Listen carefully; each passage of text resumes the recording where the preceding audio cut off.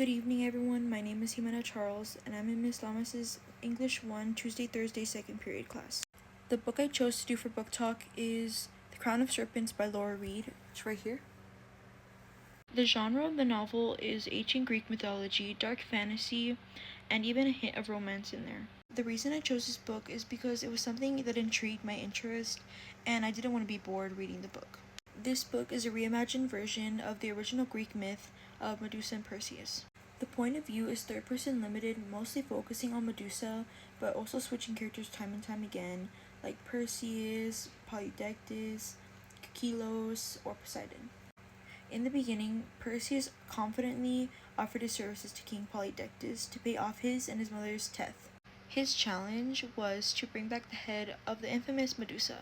While he's on his journey through the Lesbos Strait, Athena flies to him. She gives him her wisdom, her sword, her shield, and even brings along Hermes' winged sandals. This will give Perseus a better chance of survival while going against Medusa. The problem starts when Poseidon starts using mortals/humans as pawns to achieve his selfish goals. He even used Medusa as an object to lure Perseus in and kill him once and for all. But instead of that happening, Medusa actually catches feelings for Perseus, not for the reasons you might think. Perseus isn't strong and has no money. What Medusa found inside of him was that he actually cared for her and accepted her for how she was and her past. The pace of the novel is moderate to kind of fast because it gradually builds up and there's a lot of minor conflicts, and that keeps the reader engaged throughout the whole 300 and some pages. The antagonist in the story is Poseidon because he's manipulative and unsympathetic towards mortals, and he believes that he's superior to them. He uses people as mere puppets to get what he wants, no matter what. A perfect example, like in the story, he uses Medusa to turn into a siren and lure Perseus in, and her name is Melissa. He abuses the power and authority he has as an Olympian to his own benefit, but not for the greater good. I believe the protagonist in the story is Medusa, even though she's always portrayed as a vile and rambunctious monster. She was put through so much as a child and well into her teens, but she continues to fight for her life, which I admire about her.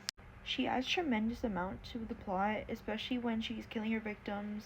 It goes into graphic detail, so if you don't like that, I would not recommend the book to you.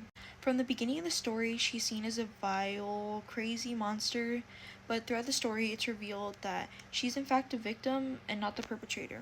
She's also my favorite character because she's strong, empowering, and resilient towards whatever she does.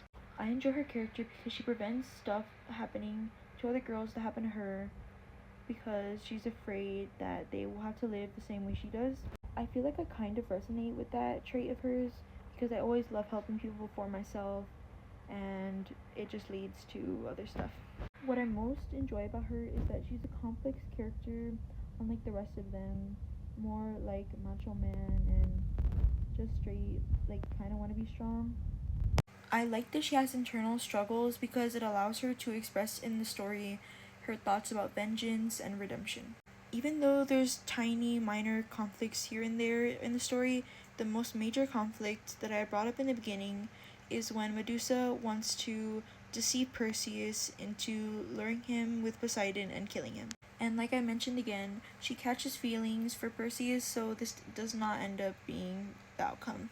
It actually changes her to change her fate.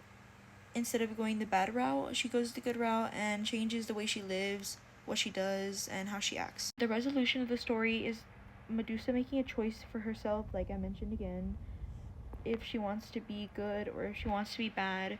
And she chose to be good because Perseus is in the good side and she has found love within him.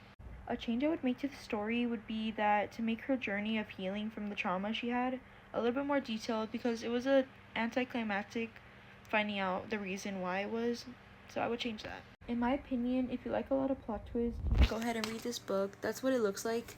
Like I said again, it contains romance at the end, and it can get a little bit spicy, but rarely. I like that this book goes way deeper into emotional and mental state of Medusa, rather than just being plain and just herself.